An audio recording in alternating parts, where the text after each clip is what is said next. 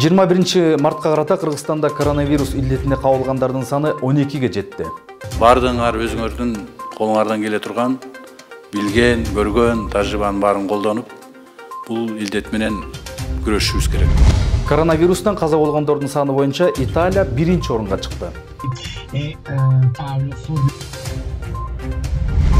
22 марттан тарта Кыргызстан боюнча өзгөчө абал киргизилди. Эми ар бир жаран өзүнө өзү кам көрүп, жалпы тартипке баш ийүүсү зарыл.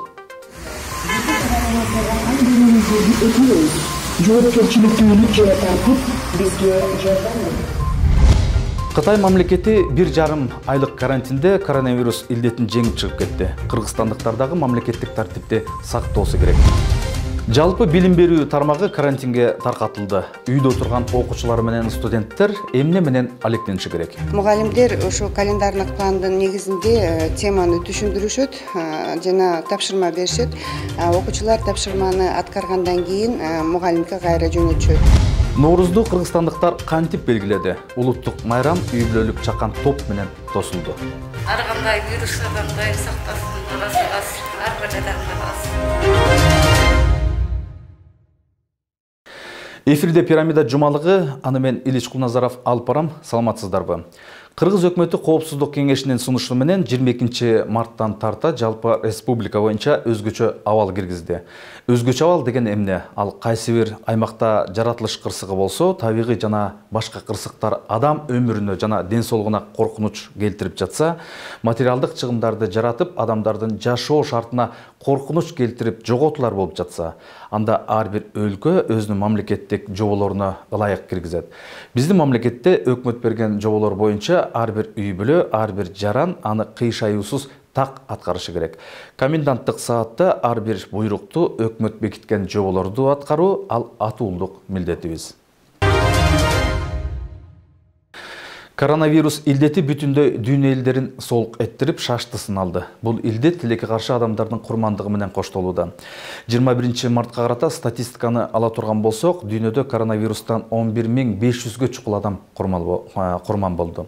Илдетти жугузуп алгандардын саны дүйнө жүзү боюнча 234.000ге жетти. Тилекке каршы бул оорунун эпкини Кыргызстанга да келди. 21 мартка карата аны жугузуп алгандардын саны 12 адамга жетти. Бүгүнкү күнгө ушул цифра менен чектелгенибиз менен коронавирус илдетин жугузуп алгандардан башка адамдарга дагы жайылып кетүү коркунучу жок эмес. Учурда инкубациялык мөөнөт болуп тургандыктан алдыңкы 2-3 жумада тилекке каршы дагы көбөйүү коркунучу жок эмес. Мындан улам, урматтуу кыргызстандыктар, аны жайылтпоонун бирден бир жолу эч жакка чыкпай үйдө олтуруу. Колду медициналык спирт менен бактерияларды өлтүрүүчү каражаттар менен жууп, ар дайым бет кап кийүү зарыл. Бул метод менен Кытай мамлекети 1,5-2 айда карантинден чыгып кетишти. Алдыда жума ичиндеги коронавирус тууралуу аракеттер жана өкмөттүн ишмердиктери тууралуу сюжетке назарыңыздарды бурабыз. Дүйнө жүзүндөгү мамлекеттерде эле Кыргызстанда коронавирустун жайылышын алдын алуу чаралары көрүлүп, тыкыр көзөмөлдө турат. Бардык чет өлкөлөрдөн келген жарандар жана алар менен байланышта болгондор жарандык жоопкерчиликти сезип, коронавирус инфекциясы боюнча тиешелүү текшерүүдөн өтүү үчүн мамлекеттик органдарга билдириши керек экендигин президент Сооронбай Жээнбеков 21 мартта чакан курамдагы Коопсуздук кеңешинин жыйынында белгиледи. Жыйында өлкө аймагына коронавирус инфекциясынын мындан ары жайылып кетүүсүнө жол бербөө боюнча кошумча чаралар талкууланды. Ошондой эле учурда жарандык жоопкерчиликти биринчи орунга коюп, тартипти бекем кармоо зарылдыгы да айтылды. Биринчи кезекте тартипти жана жарандык жоопкерчиликти сактоо абзел. Мына көрүп турасыңар, тартипти сактабаган эң алдыңкы өнүккөн өлкөлөрүндө мына кырдаал күчөп, абал абдан татаалдашып кетти.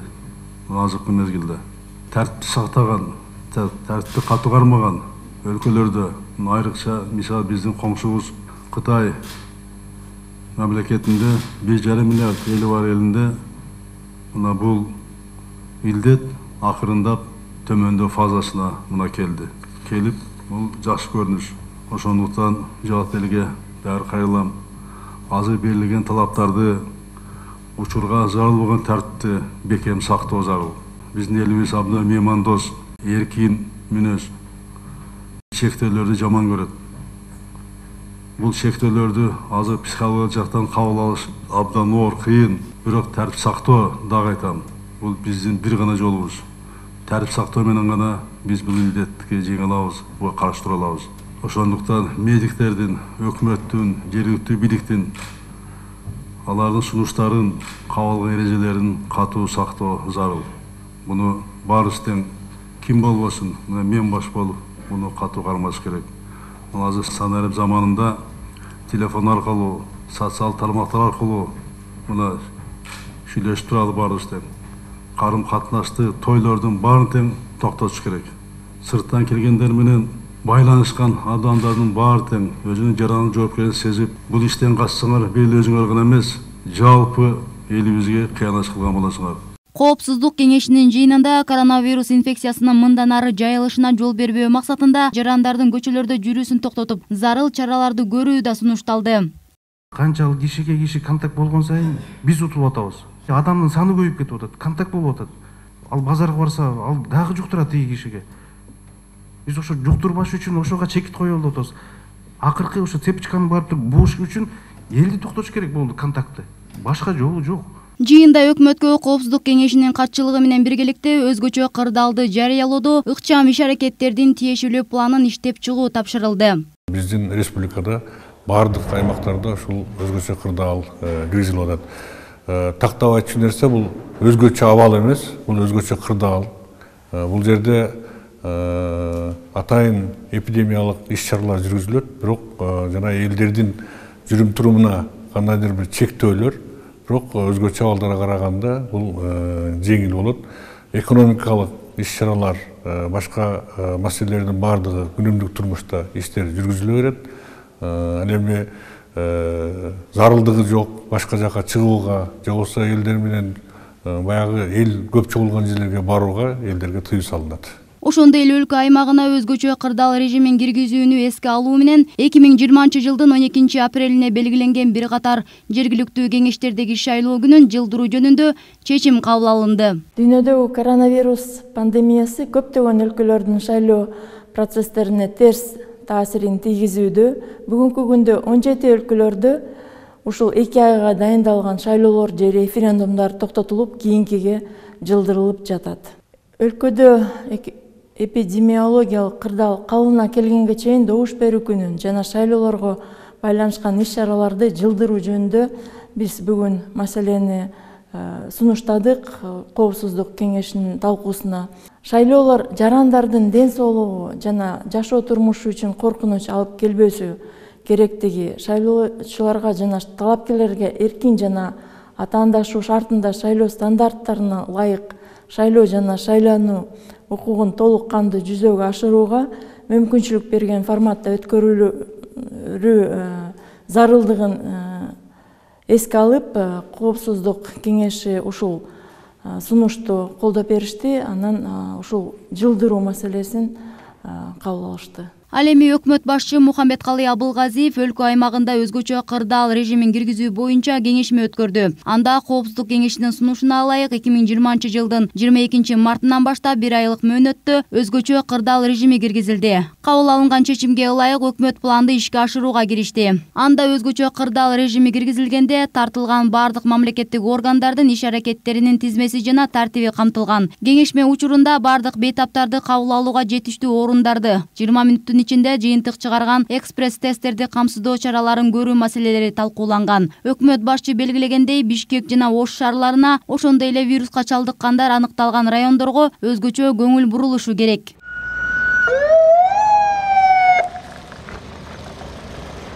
Өзгөчө кырдаал режиминде ар бир орган коронавирустук инфекциянын жугушун жана жайылышын минималдаштыруу максатында планда көрсөтүлгөн чараларды аткарууга даяр экендигин биринчи вице-премьер-министр Кубатбек Боронов билдирди. Сатып алуу же болбосо кайсы бир региондорго, Кыргызстанга тамак аштарды ташуу маселелерин эч кандай тыюу болбойт. Булар күндөлүк буга чейин кандай иштей турган болсо, максималдуу түрдө ошого жакын шарттарды түзүп берүүгө мамлекеттик органдар иштешет. Бул негизинен сунуш катарында болот. Анан шаар ичиндеги каттамдар боюнча айта кете турган болсок, бул жерде дагы мен ойлойм, бул киргизилген шартты биздин жарандары түшүнүү менен кабыл алып, көпчүлүгү үйүндө муктаждыгы жок болсо сыртка чыкпоого аракет кылат деп биз түшүнөбүз. Ошого байланыштуу шаардык транспорттун каттамы дагы азайтылат. 21 мартка карата Ош, Жалал-Абад, Баткен жана Бишкектен коронавируска чалдыкканы аныкталган жалпы 14 адамдын жаш курактары 24-төн 75 жашка чейин. Алардын бардыгынын тең абалы туруктуу, дене табынын жогорулоосу жана жөтөл жок. Адистердин айтымында улгайгандардын айрымдарында кант диабети сыяктуу кошумча дарттары бар. Бул жарандардын бардыгы изоляцияга алынып, тийиштүү тартипте дарыланып жатат. Азыркы тапта изоляцияда 410 адам. Ал эми 1042 жаран карантинде. Жалал-Абад, Ош жана Баткен облусунун тургундарынан коронавирус аныкталгандардын бардыгы Сауд Аравиядан кичи ажылыктан келгендиги маалым. Мындан улам каттамдардын бардыгы такталып, вирус жуктургандар менен чогуу учакта болгондордун баары тизме боюнча обсервацияга жаткырылууда. Күндө дагы ушу кытайдык специалисттерди чакырып, алар менен дагы телеконференция өткөзүп, мынакей силерде абдан өтө көп дүйнө жүзүндө учур катталды эле. Азыр болсо кандай ушундай бир кескин түрдө оорулардын кыскаруу саны, анан эпидемиологиялык абал кескин түрдө мындай туруктууга келди. Силер кандай ушундай жетиштиңер десек, алар өздөрүнүн опыту менен биз менен алмашты да, специалисттери. Бүт баарын тең айтып берди. Алар кылып аткан чараларды биз дагы кылып аттырбыз, туура эле кылып аттырбыз.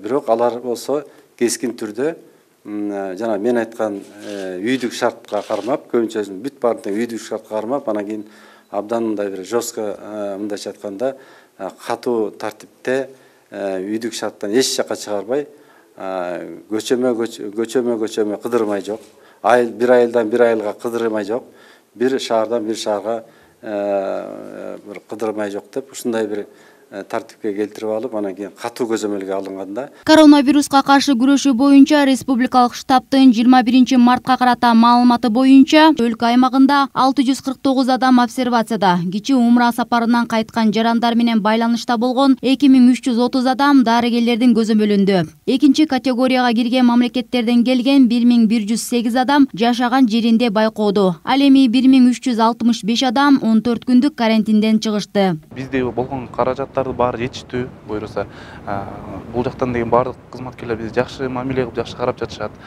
Башында ооба бир аз жаңы келгенде даярдык болбогондуктан биз бир топ нерсе сурандык, ушулар керектүү нерселер депчи. Анткени баягы биз деле өзүбүздүн ден соолугубуз үчүн кооптондук, албетте туугандарыбыз үчүн кооптондук, корктук. Анан Кудайга шүгүр баардыгына рахмат айтып кетмекчимин биринчи кезекте. Анткени бизге көптөгөн нерсе керектүүлүү болду.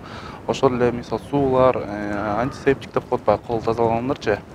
Ошонун баарын сурасак байкер алып келип беришти. Ошол эле маалда жарандарды жаткырууга даярдалган орундардын саны көбөйдү.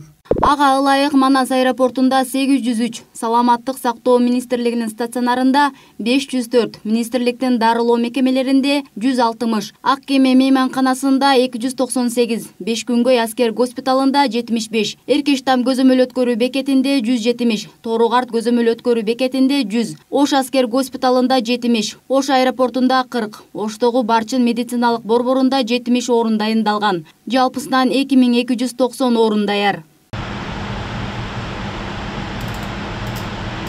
Медициналык жана санитардык карантиндик пункттар күчөтүлгөн тартипте иштеп жатат. Ош жана Бишкектеги вирусологиялык лабораторияда реагенттер жетиштүү. Түштүк региондорунда мобилдүү лабораториялар иштеп жатат. Үстүбүздөгү жылдын 5 февралынан бери бүгүнкү күнгө чейин 3500дөн ашык адамдан анализ алынган. Изилдөөнүн жыйынтыгы боюнча 12синен COVID-19 вирусу тастыкталса, калгандарынан илдет табылган жок. Мындан ары өлкөгө чет жактан кайтып келген жарандардын ар биринен лабораториялык анализдер алынат. Оорунун белгилери байкалса гана стационарга жаткырылат. Эч кандай дене табы көтөрүлбөсө, жөтөлбөсө, ал адам үй шартында обсервацияга алынат. Бирок карантиндин талаптарын бузгандарга катуу чаралар көрүлөт. Ошондой эле адистер оорунун белгилери байкалса, жарандарды өзү билемдик менен дары-дармектерди ичпей, дарыгерлерге кайрылууну сунушташат. Өз кезегинде өкмөт башчы Мухаммедкалый Абылгазиев калктын ден соолугу маанилүү экендигин белгилеп, жарандардын саламаттыгынан каражаттар үнөмдөлбөй тургандыгына токтолду. Бардыңар өзүңөрдүн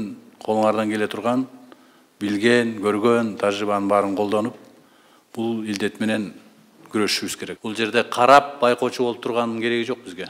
Бүгүнкү күнү Сузак менен Ноокат районунда өзгөчө кырдаалдар деп кийирип, баардык күч органдары ошол жерге тартылган. Биз адамдардын тизмесин тактап, ошол адамдар канча киши менен контакт кылган, аларды ким менен учурашкан, ким менен байланышкан, жуктуу, жуккан жокмун тастыкташ үчүн жанагыдай четкий алгоритм керек.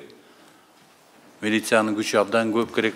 Биз айткан, биз жазган, биз кабыл алган чечимдерге баш ийгендей кылышыбыз керек. Ош менен Бишкекте бет каптарды чыгарган жергиликтүү өндүрүш жолго коюлду. Өлкө аймактарына тийиштүү көлөмдө бет каптар жеткирилүүдө. Бүгүнкү күндө бекитилген баасы 10 сом. Бир адамга 3 даана бет каптан ашыкча сатылбайт.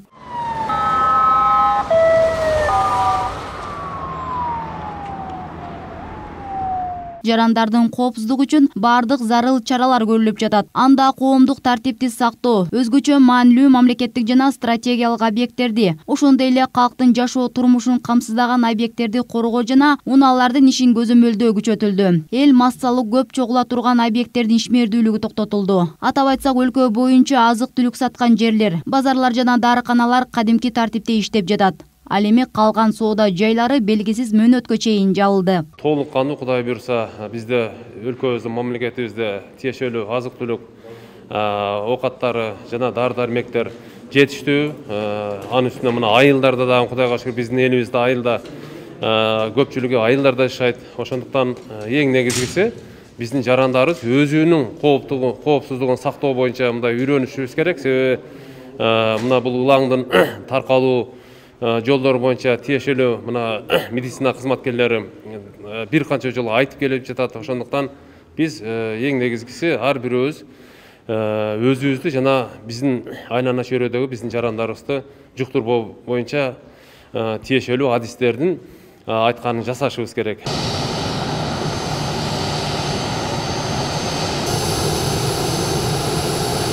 Ошондой эле эл аралык авиа каттамдарга убактылуу чектөө киргизилди. Кыргыз темир жолу ишканасынын эл аралык каттамдагы жүргүнчү ташыган поездери да убактылуу токтотулду. Мындай чара калктын саламаттыгын коргоону камсыздоо жана өлкө аймагында коронавирустук инфекциянын андан ары жайылышын болтурбоо максатында кабыл алынды. Аба транспорту жана поезд аркылуу жүк ташууларга чектөө кирбейт. Эми Москва-Бишкек, Москва-Ош, Новосибирск-Бишкек багытындагы каттамдарга жумасына бир жолудан учуп конууга уруксаат берилди. Ал эми мамлекеттик чек ара тилкелериндеги өткөрүү жайлары убактылуу жабык. Адамдар, транспорт каражаттары өткөрүлгөн жок. Жүктөр болсо эч кандай чектөөсүз өткөрүлүүдө. Не могли вылететь через третьи страны, так как Биздин агенттик тарабынан Орусия, Дубай, Делиден учуп кете албай калган Кыргызстандын жарандарын кайтаруу боюнча иштер жүргүзүлдү. Республикалык штаб тарабынан Бишкек жана Ошко чартердик каттамдардын графигин уюштуруу боюнча чечим кабыл алынган. Учууларды Аэрофлот, Урал аба каттамдары, Fly Dubai жана башкалар ишке ашырат. 22 мартта 8, 23 мартка 5 же 6 каттам учуп келет. Аталган рейстер менен 3 күндө чет өлкөлөрдөн 3000ге жакын кыргызстандыктарды алып чыгып кетебиз. Эгерде дагы калып калгандар болсо, биз кошумча каттамдарды уюштурабыз. Ал эми чет мамлекеттерде жашаган кыргызстандыктардын арасында коронавирус илдетине чалдыккандар жок. Кыргызстан чет элдиктерге жана жарандыгы жок адамдарга 19 марттан тарта өлкө аймагына кирүүгө убактылуу тыюу салганы маалым. Чектөөлөр эл аралык жүк ташуу менен алектенген ишканалардын айдоочуларына жана дипломаттык кызматтардын өкүлдөрүнө тиешелүү эмес. Мындай чектөөлөр башка мамлекеттерде дагы киргизилген болчу. Въездных виз всех категорий Кыргызстанга келүүнү пландаган чет өлкөлүк жарандарга жана жарандыгы жокторго Тышкы иштер министрлиги визаларды берүүнү токтотту. Азыркы учурда Кыргызстандын жарандары өлкөгө кирсе болот. Бирок сырттан мекендештер келген өлкөсү кайсы категорияга киргенине жараша карантинге алынат. Ошондой эле чет элдиктер каалаган учурунда өлкөдөн чыгып кетүүгө укуктуу. Коронавирус жагдайынан улам калк тамак аш азык-түлүк маселеси тартыш деп камсана болсу керек. Анткени мамлекеттик резерв фондунда 60 000 тоннаны түзгөн буудай жана ун сакталып турат. Зарыл болгон учурларга жараша жерлерге жеткирилмекчи. Мындан сырткары бюджеттен ун жана буудай алып келүүгө 400 миллион сом бөлүнсө, ал эми эки мамлекеттик банктан 200 миллион сомдон каражат каралды. Буларды дагы азыр жетишпей аткан жерлерге чыгарабыз. Ошо биз коюп берген баа боюнча чыгат. Базарларда, райондук борборлордо айылдарга чейин жеткирип, ошолордун баарын элибизди камсыз кылабыз. Бул боюнча мындай элибиз дүрбөлөңгө түшпөсө болот. Өлкөдө монополияны жөнгө салуу чаралары күчөтүлдү. Бул тууралуу өкмөт башчы Мухамбеткалый Абылгазиев журналисттер менен жолуккан учурда билдирди. Айрыкча жарандардын күнүмдүк керектелчү азык-түлүктөргө болгон баасы тыкыр көзөмөлгө алынат. Монополияга каршы жөнгө салуу агенттиги азык-түлүктүн 10 түрүнүн баасы боюнча максималдуу деңгээлдеги чекти белгиледи. Бул айрым ишкер жана соодагерлердин бааны көтөрүп жибербеши үчүн киргизилди. Бааларды жөнгө салууда ишкерлердин бардык чыгымдары эсепке алынган. Бүгүнкү күндө бир катар мамлекеттик кызматтардын адистери бааларга көзөмөл жана мониторинг жүргүзүп жатышат. Чектөөлөрдү бузгандар административдик жоопкерчиликке тартылышат. Баасына чектөө киргизиле турган азык-түлүктөр: буудай уну, нан, сүт, өсүмдүк майы, ак май, уй, кой, чочко, тоок эттери, кумшекер, күрүч, кесме, жумуртка, картошка. Ал арада профилактика максатында түнкү клубтар, кинотеатр, компьютердик оюн клубтары, тамактануучу жайлар жана соода көңүл ачуучу борборлордогу балдар үчүн оюн аянтчалары жабылган. Мындан сырткары ресторандарда той өткөрүүгө, Куран окутууга 3 жумага чейин чектөө киргизилди. Бул 50 орундан ашкан бардык коомдук жайларга тиешелүү. Вице-премьер-министр Алтынай Өмүрбекованын айтымында, тойлорду өткөргөн учурда эки жак тең ижара берген ресторан ээси жана той өткөрүп жаткан адам жазаланат. Кодекс о нарушениях бар. Ал жерде 150 берене бар. Ошол жерде дагы ошол берене менен дагы жоопкерчиликке тартса болот. Кылмыш кодексинде дагы 2 берене бар. Булар 280 жана 285 беренелер. Ал жерде ошол так көрсөтүлгөн нормалар. Ошол эпидемиологиялык абалга карата ошону билип, азыр эми билбей турган адам жок да, мына биз жарыя кылып атабыз. Ошону билип, бирок ошону укпай, жанагындай тойлорду өткөрүү учурда эки тараптын жоопкерчиликке тартылышы керек. Бул болсо ошол арендага берген ресторандын ээси, анан ошол жерде той өткөрүп аткан адам дагы. Анткени алар болсо конокторду чакырган соң, алар албетте ошо конокторду коркунучка калтырат деген мааниде. Коронавирус кооптуулугунан улам бул ресторанда өтө турган тойлор белгисиз мөөнөткө жылдырылган. Той топур, куран-аштарды өткөрбөө боюнча кабар келди. 25, 27, 28, 30 марттарда тойлор бар эле. Мен алардын баарына чалып, 8 апрелден кийин байкаштыралы, жылдырыңыздар ушундай болду, конокторуңуздарга той болбой калды деп айтып коюңуздар деп биз суранып атабыз. Ал ортодо Кыргызстан мусулмандарынын дин башкармалыгы коронавирустан сактануу максатында жума намаздарын убактылуу токтоткон. Дүйнөдөгү мусулман мамлекеттердин диний фатвалары эске алынып, бир катар чечимдер кабыл алынган болчу. Кырдаал турукташканга чейин жума намазынын ордуна бешим намазы үйлөрдө окулат. Коронавирус оорусу адамдар көп чогулган жерлерде таркалуусу кооптуу болгонуна байланыштуу Кыргызстан мусулмандарынын дин башкармасы тиешелүү чечимдерди кабыл алды. Биринчиси, кырдаал турукташканга чейин жума намазы убактылуу токтотулсун. Жума намазынын ордуна пешим намазы үйлөрдө окулсун. Экинчиси, мечиттер жабылбайт, намаз убактыларын билдирүү үчүн азан айтылып турсун. Үчүнчүсү, 5 убакт намаз үйдө окулуусу сунушталат. Төртүнчүсү, даават иштери боюнча убактылуу чектөөлөр киргизилсин.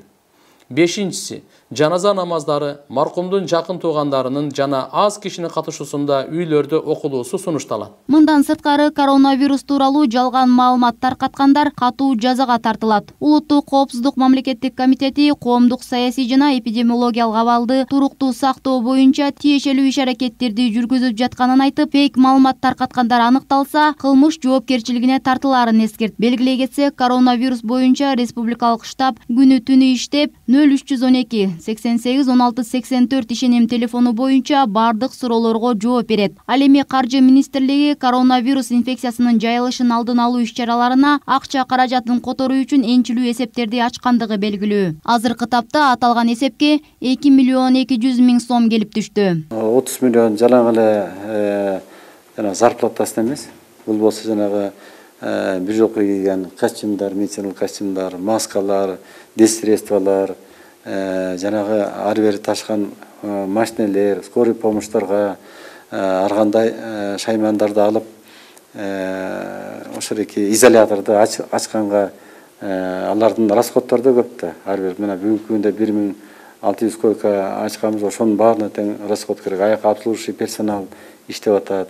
Жана гигиеналык средстволордун баарын тең алышыбыз керек. Өзүнүн зарплатасынан тышкары 10 миң, 15 миң, 20 миң, 25 миңге чейин зарплата алып атышат. Былтыр декабрь айында Кытайдын Ухань шаарынан тараган өпкөнү сезгентүүчү оору 3 айдын ичинде дүйнөнү каптап баштаган. Жаңы COVID-19 инфекциясына азырынча вакцина жок. Бирок дүйнөлүк саламаттык сактоо уюму сунуштаган дарылоонун алгоритми менен иштер жүргүзүлүүдө. Акыркы маалыматтар боюнча дүйнө жүзүндө 166 мамлекеттен 275 миңден ашык киши коронавирус жуктурду. Алардын арасынан 11 миңдейи каза таап, алардын басымдуусу жашы улгайып калгандар. Ал эми 88 миңден ашык киши сакайып кетти. Коңшу Казакстанда 49 учур, Өзбекстанда болсо 33 адамдан илдет тастыкталган.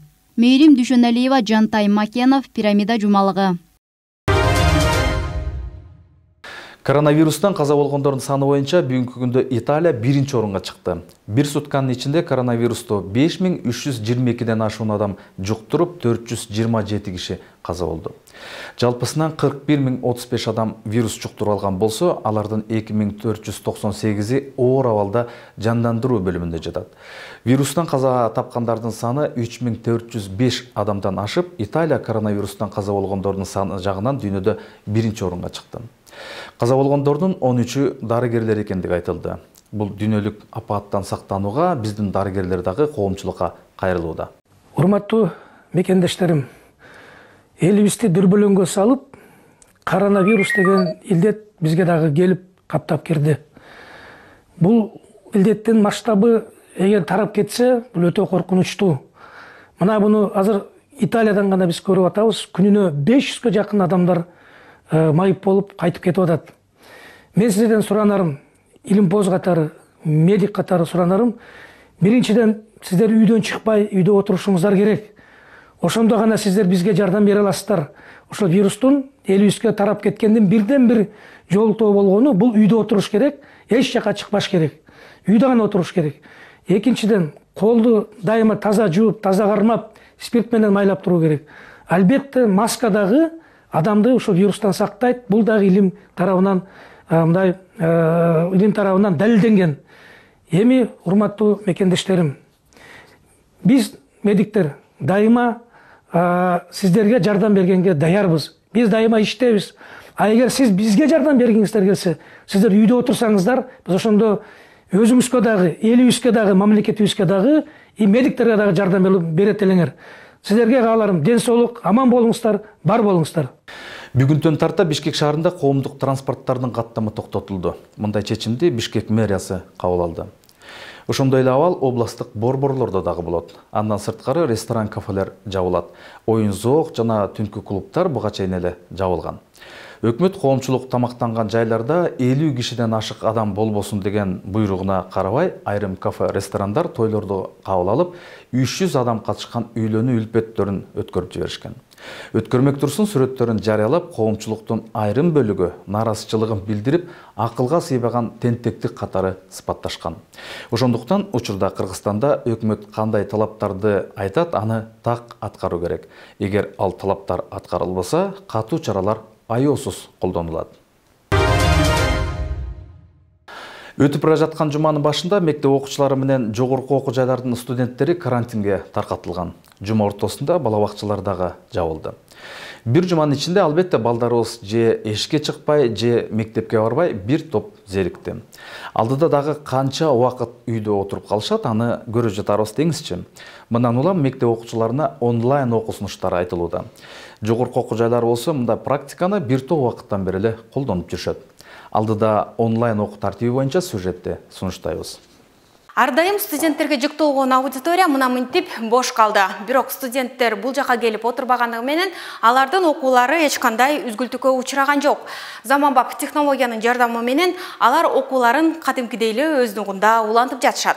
С 16 марта в соответствии с приказом министра. 16 марттан тарта өлкөдөгү билим берүү мекемелери карантинге жабылды. Студенттер жана магистранттар дистанттык окуу системага өтүштү. Окутууда презентациялык материалдар, жумушчу, дептерден тарта компьютердик окутуучу программаларга чейин студентке зарыл болгон бардык окуу материалдары университеттин серверинде жайгашат. Бул технологиянын эң жакшы жагы студенттер окуу жайга келбей эле үйлөрүнөн чыкпастан окуу процесстерин жүргүзө беришет. Мындан улам соңку жума ичинде коронавирустун алдын алуу алуу максатында өлкөдөгү бардык колледж, жогорку окуу жайлары аралыктан окутуу системасына өткөн. Кыргыз мамлекеттик юридикалык академиясында эле учурда 6000ден ашык студент онлайн режиминде билим алып жатат. Самое основное все-таки это содержание тех ресурсов, которые находятся на образовательном портале. Светлана Близнюк учурда студенттерге бир нече электрондук системаларды колдонуу менен сабактарды жана тапшырмаларды жазып берип жатат. Ал эми ага планшет же гаджеттин жардамы аркылуу студенттер аткарган билдирүүлөр келет. Алар үчүн мындай окуу формасы жаңылык деле эмес, анткени санариптештирүүнүн алкагында университет дистанттык окууларды буга чейин эле жүргүзүп келген. Я студентам сделала рассылку через образовательный. Мен студенттерге билим берүү порталы аркылуу маалыматтар менен бөлүшүп, аларга окуу боюнча тапшырмаларды, суроолорду жөнөтөм.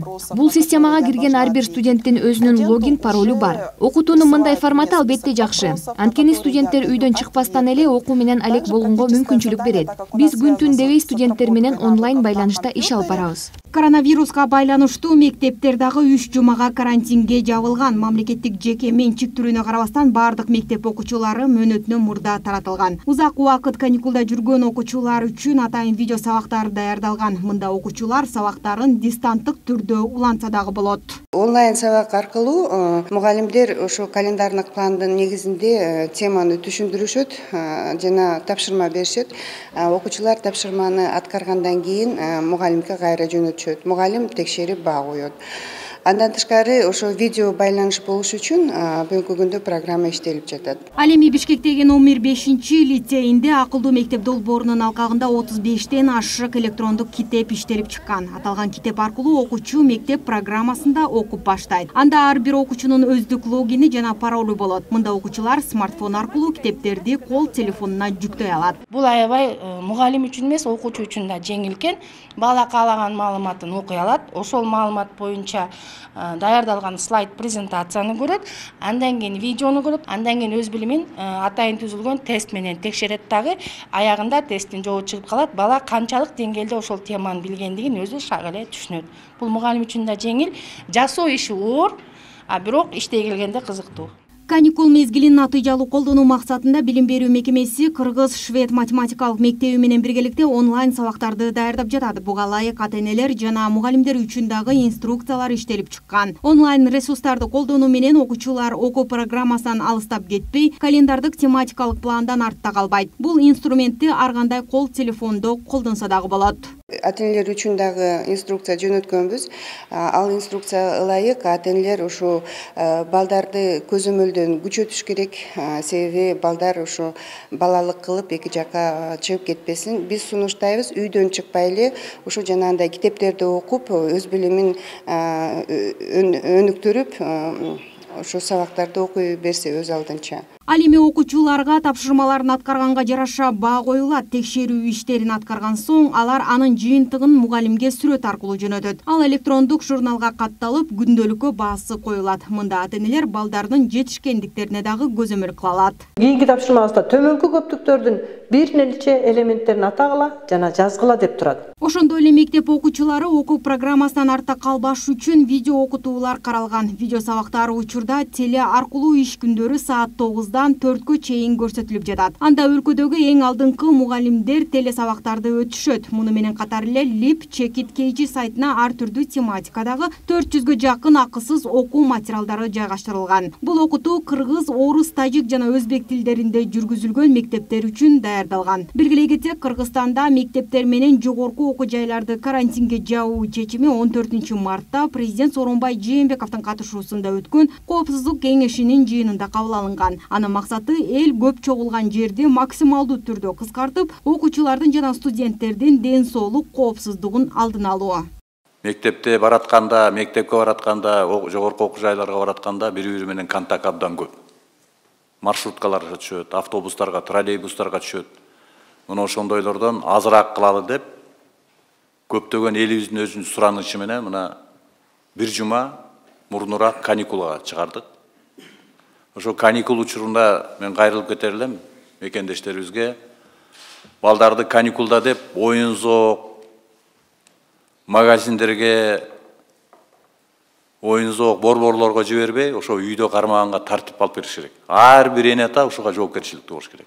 Ал арада өлкөдөгү жалпы билим берүү мекемелеринде иштеген мугалимдер үй шартында дистанттык түрдө окутуу үчүн 8 апрелге чейин карантинге 20 мартта жөнөтүлдү. Буга чейин кызматкерлер 3 чейректи жыйынтыктап, тиешелүү болгон отчеттук иштерди аяктап, жетекчилер мектеп имараттарында санитардык тазалоо иштерин жүргүзүштү.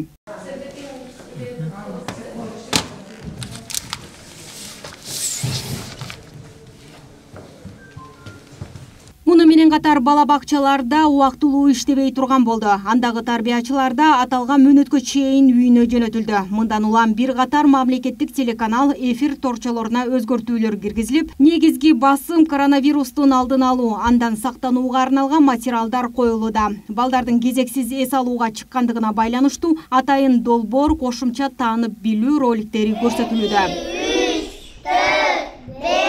Мындай берүүлөрдүн катарында Пирамида Медиа Холдинги дагы ар күн сайын түшкү саат 12ден баштап балдарга өспүрүмдөргө арналган таанып билүү программаларын үзгүлтүксүз берүүдө. Эс алуу учурунда эмне менен алектенип, кандай китептерди окуса болот деген таризде роликтер даярдалып, балдар психологдордун кеңештери камтылган программалары атайын 3 жумага эфирдик торчодон тынбай берилет. Белгилей кетсек, Кыргызстандын мектеп, жогорку окуу жайлары кезексиз каникулга, өлкөдө коронавирус аныкталганга чейин эле тараган, өкмөт ата-энелерди балдарды эл көп чогулган жайларга чыгарбоого чакырып, компьютердик клуб, кинотеатрлардын баарын жапты. Сүйүнай Тагаева, Жантай Макенов, Пирамида жумалыгы.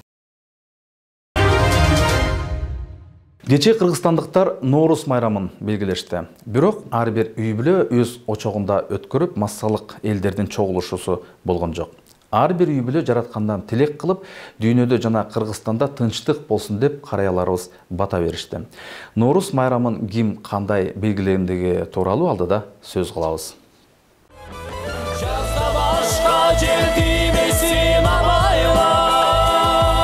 Күн менен түң теңелген Ноорус майрамы улустун улуу күнү деп аталат. Бул күнү улуттук тамак аштын түрү жасалып, улуттук оюндар уюштурулуп, элдин маанайы көтөрүлүп, шаан шөкөткө бөлөнүп келген. Тилекке каршы дүйнөнү каптаган илдеттин кесепетинен Кыргызстанга да коркунучтуу абал жаралууда. Мындан улам өкмөт токтом чыгарып, өлкө боюнча массалык иш-чараларды убактылуу өткөрүүгө тыюу салган.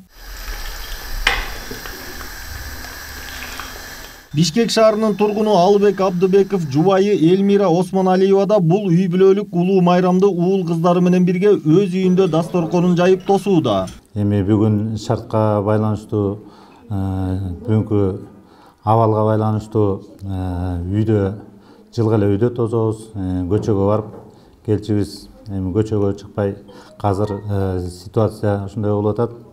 Бүгүнкү күндө не только Кыргызстанда эмес, дүйнө жүзүндө оор акыбалда болуп атат. Анан өзүбүздү өзүбүз карабасак, баягы бул дарттан чыгып кетиш үчүн үйдө эч ким менен көпчүлүк мамлекет айтып атат, өлкөбүздүн жетекчилери айтып атат, бириңер менен бириңер 10 кишиден ашык чогулбагыла деп. Ансандай уже чакан үй бүлөбүз менен майрамды тосолу деп ушул жерде. Жер жарылып чөп чыккан, желин жарылып сүт чыккан Ноорус майрамында апаларыбыз байыртадан эле арча түтөтүп, алас-алас арбаледен калас деп жакшы тилек кылып келишкен. Элмира айымда эзелтеден келе жаткан каада салтты бузбай таң эрте үйдүн ичин бир сыйра арча түтөтүп ысырыктап чыкты. Ар кандай вирустардан дайым сактасын, арасыбыз арбаледен калас. Жаңы жылдагы дасторкон үстүн мандарин менен оливье салатысыз элестете албагандай эле Ноорузда сүмөлөк жасабай коюу мүмкүн эмес. Сүмөлөктүн жасалыш ыкмасын бардык эле айымдар биле бербесе керек. Бирок Элмира айым сүмөлөк жасоону өздөштүрүп алган. Ал бул ирет улуу тамакты үй бүлөгө жетишерлик кылып өлчөлүү гана жасаган. Сүмөлөк саатка ылайыктуу Ноорус алдында түнү бою бышырылат. Казанга чоң от жагып, казанды тынбай аралаштырып туруу керек. Ошол убакта каала тилектин баарын айтып, тилек тиленип туруш керек. Сүмөлөк кайнап отуруп, коюлуп, шоколад өңдүү түскө келгенде казанды үстүн жаап, Ноорустун таң атканга чейин калтырып коюу керек. Анан кийин эртең менен казандын оозун ачып, баягы сүмөлөктү ос жерде кашык менен эмес, чапалактын учу менен тилек тиленип бооз тийүү керек. Албек мырза 3 кыз 1 уулдун атасы. Ал түзүлгөн кырдаалга байланыштуу балдарын сыртка чыкпай үйдүн ичинде болууга катуу тартип койгон. Анын жубайы бул майрамда дасторконун улуттук тамак аштын түрүнө толтуруп, үй жумуштары менен алектенип жатса, өзү короодо этин бышырып, шишкебек жасап, үй бүлөлүк майрамды жакшы өткөрүүнүн аракетин көрүүдө. Албек мырзанын айтымында жылда бул майрамды санаалаш достору жана бир туугандары менен бирге тосушчу. Бирок учурдагы кырдаал ага жол бербейт. Ал абалга баш ийип түшүнүү менен кабыл алат. Балдар сыртка огородко чыгышат, кайра үйгө кирет. Бул шартка байланыштуу болот экен. Ар бир нерсени бул ардан баласы өзүбүздү жакшылап карабасак, өзүбүз мындай мыйзамга баш ийип дегендей ар бир нерсени туура мамиле алышыбыз керек. Эми бул дагы келген коронавирус деген бул дагы бир сыноо окшойт. Муну мына Кытайда эле үйдөн чыкпай атып өткөрүү ишти окшойт. Биз деле ушу үйдөн чыкпай, бири-бирибиз менен контакты болбой, жолукпай турсак бул деле өтүп кетет болуш керек.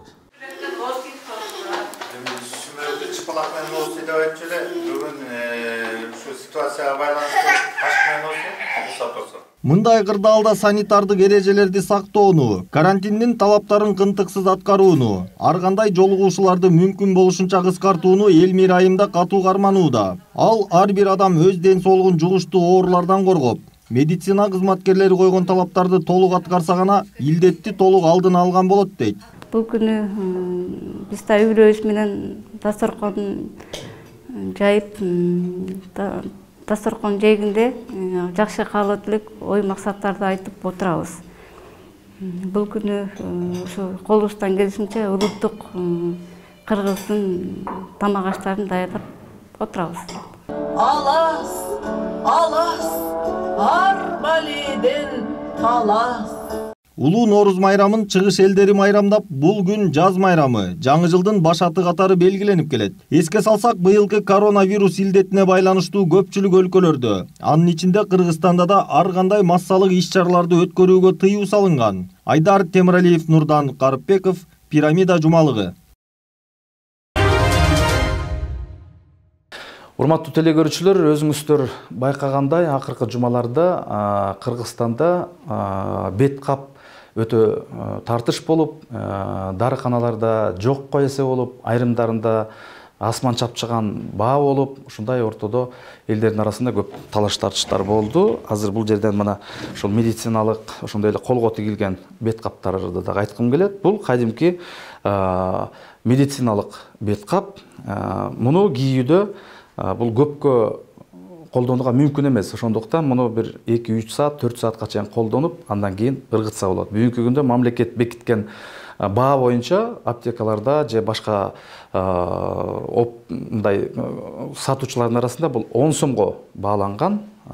Бул бирок 1-2-3 саатка гана колдонууга жарайт. Ошондуктан ошол сунушту бермекчибиз. Андан сырткары ушундай атайын пахтадан материалынан тигилген ушундай бет каптар дагы бар. Бүгүнкү күндө бул ачык сатылып баштады. Анткени бет капка болгон тартыштыктар өтө көбөйдү, өзүңүздөр билгендей.